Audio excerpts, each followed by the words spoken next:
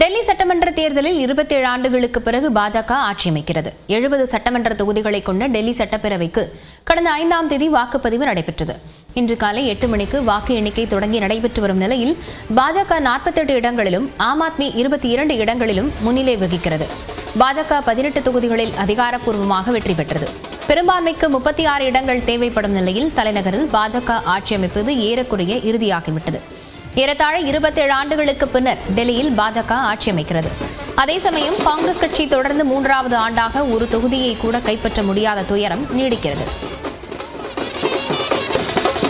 டெல்லியில் பாஜக தொடர்ந்து முன்னிலை வகிக்கும் நிலையில் டெல்லியில் உள்ள அக்கட்சியின் தலைமை அலுவலகத்தில் பாஜகவினர் அதிக அளவு குவிய தொடங்கியுள்ளனர். வெற்றி முகம் பிரகாசமாக இருக்கும் நிலையில் பாஜகவினர் பட்டாசு வெடித்து தங்கள் மகிழ்ச்சியை வெளிப்படுத்தினர்.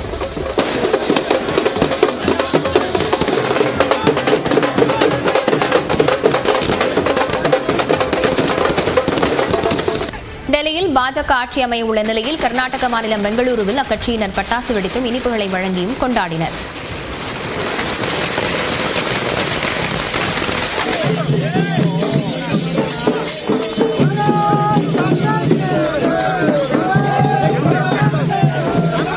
புதுடெல்லி சட்டமன்ற தொகுதியில் போட்டியிட்ட அம்மாநில முன்னாள் முதலமைச்சர் அரவிந்த் கெஜ்ரிவால் தோல்வியடைந்தார். புதுடெல்லி சட்டமன்ற தொகுதியில் கெஜ்ரிவால் மற்றும் பாஜக வேட்பாளர் பர்வேஷ் சிங் சாஹிப் இடையே கடும் போட்டி நிலவியது. இறுதியில் பாஜக வேட்பாளர் பர்வேஷ் சிங் சாஹிப் 28,448 வாக்குகள் பெற்ற நிலையில் கெஜ்ரிவால் அவரை விட 3,182 வாக்குகள் குறைவாக பெற்று தோல்வியை தழுவினார். இதேபோன்று டெல்லியின் முன்னாள் துணை முதலமைச்சர் மணீஷ் சிசோடியாவும் தோல்வியடைந்தார். கடந்த 2 முறை பட்பர்கஞ்ச் தொகுதியில் போட்டியிட்டு வெற்றி பெற்ற மணீஷ் சிசோடியா இம்முறை ஜங்புராவில் களம் கண்டார். அவரை எதிர்த்து பாஜக சார்பில் தர்வீந்தர் சிங் மார்வா போட்டியிட்டார். இருவருக்கும் இடையே கடும் போட்டி நிலவிய சூழலில் 572 வாக்குகள் வித்தியாசத்தில் மணீஷ் சிசோடியா தோல்வியடைந்தார். அவரை எதிர்த்து போட்டியிட்ட பாஜக வேட்பாளர் தர்வீந்தர் சிங் மார்வா 34,632 வாக்குகள் பெற்று வெற்றி பெற்றார். जंगपुरा विधानसभा के लोगों ने भी बहुत प्यार मोहब्बत सम्मान दिया, लेकिन 600 वोट से लगभग 600 वोट से उसमें हम पीछे रह गए. तो मैं जो कैंडिडेट जीते हैं उनको बधाई देता हूं. கல்காஜி தொகுதியில் போட்டியிட்ட டெல்லி முதலமைச்சர் அதிஷி வெற்றி பெற்றார். தன்னை எதிர்த்து போட்டியிட்ட பாஜக தலைவரும் முன்னாள் மக்களவை எம்பியுமான ரமேஷ் பிதூரியை 3,500 வாக்குகள் வித்தியாசத்தில் வீழ்த்தினார். செய்தியாளர்களை சந்தித்த அவர் மக்கள் தீர்ப்பை ஏற்பதாக கூறினார். டெல்லி மக்கள் மாற்றத்தை விரும்பி இருப்பதாக கூறியுள்ள காங்கிரஸ் கட்சியின் பொதுச் செயலாளர் பிரியங்கா காந்தி வெற்றி பெற்றவர்களுக்கு வாழ்த்து தெரிவித்துள்ளார். I think it was very obvious from all our meetings in Delhi and whichever people I was meeting that people wanted change. They were fed up of the way things were and they wanted change. I suppose they voted for change. My congratulations to all those who have won. And for the rest of us, it just means we have to work harder and we have to stay there, be on the ground and be responsive to the people's issues. Delhi தேர்தல் முடிவை படிப்பனையாக கொண்டு India கூட்டணி கட்சியினர் ஈகோவை தள்ளி வைத்துவிட்டு நாட்டின் நலனுக்காக ஒன்றிணைந்து செயல்பட வேண்டும் என விடுதலை சிறுத்தைகள் கட்சித் தலைவர் திருமாவளவன் வலியுறுத்தியுள்ளார். நியாயமான முறையில்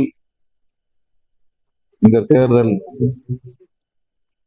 டெல்லியிலே நடைபெற்ற தேர்தல் நடந்திருக்குமா என்கிற ஐயத்தை எழுப்புகிறது.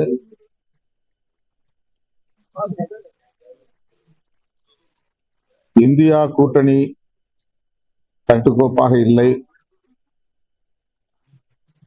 காங்கிரஸ் ஆம் ஆத்மி ஒற்றுமையாக இந்த தேர்தலை சந்திக்கவில்லை. இந்தியா கூட்டணி தலைவர்கள்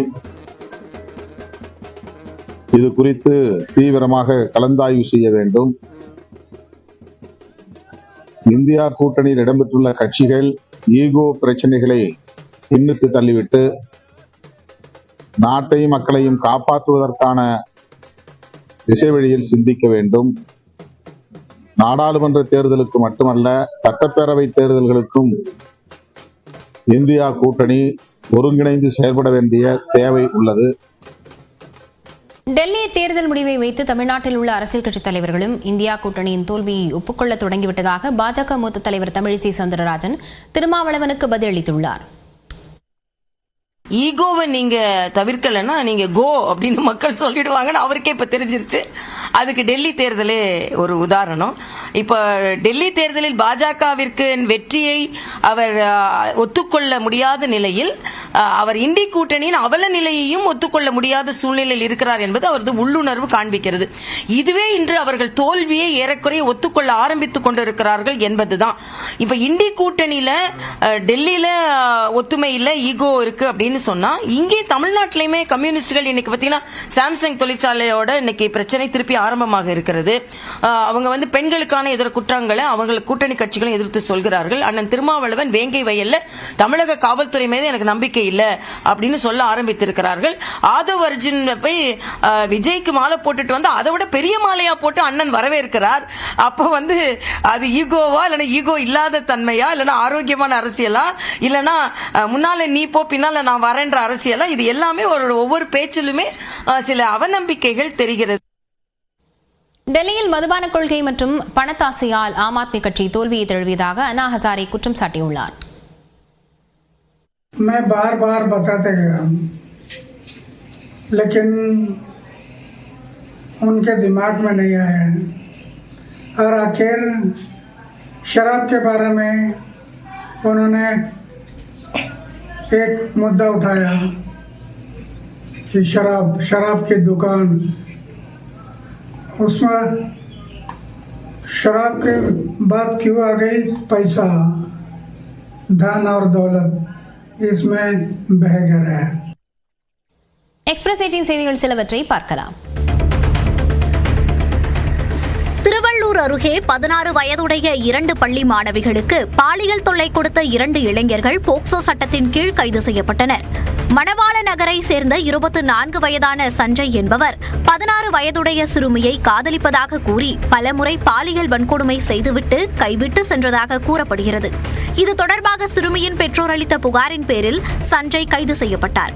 இதேபோன்று ஊத்துக்கோட்டையை சேர்ந்த தனியார் நிறுவன ஊழியர் பாலாஜி 16 வயது சிறுமியிடம் பாலியல் சீண்டலில் ஈடுபட்டதாக கைது செய்யப்பட்டார்.